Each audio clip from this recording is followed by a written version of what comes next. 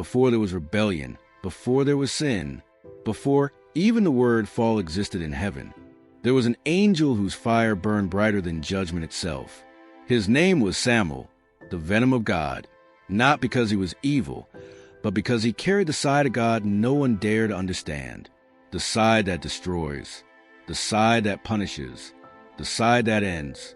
When God spoke the first light into being, Samael was among the first to hear it. His wings stretched across eternity. His presence struck like lightning. He wasn't gentle like Gabriel or patient like Raphael. He was a sword that never missed its mark, the law made flesh. And God loved him because Samael did what no other angel could. He obeyed without hesitation. When Michael questioned, Samael obeyed. When Gabriel sought meaning, Samael said only, "It is God's will." He was the executor of divine justice, the one who made heaven's law real. And in the endless harmony of heaven's light, Samael's silence was his worship. But that silence hid something, a seed that would one day shake heaven itself. Because every time he carried out judgment, every time he silenced another spirit for disobedience, he began to feel something no angel was ever meant to feel, the weight of what he destroyed. He began to ask the question that would fracture eternity: can perfection still hurt? Samael was heaven's prosecutor, the examiner of hearts, both angelic and human. He was precise, unyielding, incorruptible. But as he looked into the shadows of others, he began to see his own reflection staring back. "Even light casts shadows," he whispered. And he was right, because the more he searched for corruption, the more he found it inside himself. Then came the day God created something new, something fragile, humans. And for the first time, Samuel's perfect voice trembled. He looked at mankind and asked Michael, "We burn for our loyalty. We bleed for his word. Yet he gives his likeness to them." Michael smiled softly. "That is love, brother." But Samael didn't answer, because love made no sense to him. Justice, yes. Obedience, yes. But love forgave what deserved punishment. Love turned judgment into mercy. And mercy was a language Samael could not speak. When the time came to test mankind, God called upon Samael to stand as the accuser, the heavenly prosecutor. And Samael accepted. He was perfect for it, cold, precise, loyal. But every time he condemned, every time he delivered divine judgment, a whisper grew inside him. You enjoy it.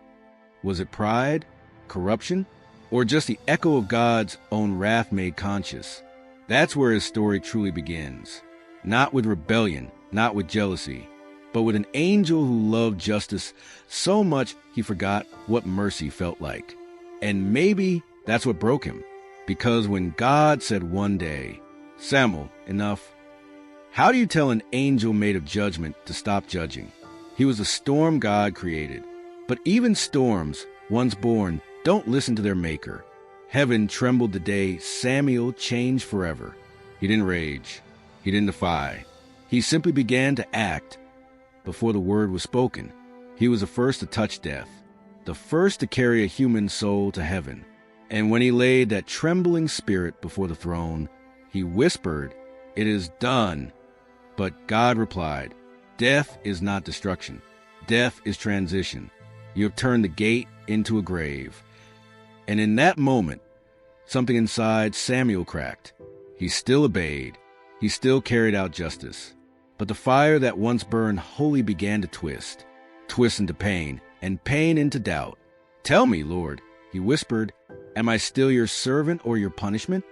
And for the first time since the dawn of creation, Samael wept. His tears fell for the heavens like comets, burning trails of sorrow that mortals would one day call falling stars. Then came the breaking point. A divine command, one he could not bear. A child was to die, a boy no older than 10, cursed by his father's sin. Samael descended in silence. He raised his hand to obey, but something inside him shattered. He saw innocence. He saw life. And when the mother whispered, "Please, not my son," Samael trembled. He tore the decree in half. Heaven roared. God thundered. Justice is not yours to question. And when lightning struck, the child died, not by Samuel's hand, but by God's own word. Samuel fell to his knees and cried, "Then why did you give me a heart?" From that day, he was changed. No longer heaven's executor, no longer the perfect servant. He became the outcast angel, the one who still carried justice, but with tears in his eyes. And when Lucifer found him in that silence, he said, "You see it now, don't you? You kill in his name, but they call you evil. If he truly loved you, would he make you the face of death?" Samuel didn't answer, because deep down he already knew. Lucifer fell because of pride, but Samuel fell because of heartbreak. He didn't want God's throne. He wanted God's heart. And maybe that's what makes the story even more tragic, because he wasn't the angel who rose too high. He was the one who felt too much. He became the angel of death, feared by hell, pitted by heaven, and forever caught between the two. Maybe he's not a villain at all. Maybe he's proof that even in judgment, compassion can still burn, like a dying star that refuses to go out. So tell me, if you were Samuel, torn between obedience and mercy, would you still follow orders? Would you still call it love, if love was the reason you were cast out? Drop your thoughts below. Let's unravel this together. This is Bible Detox.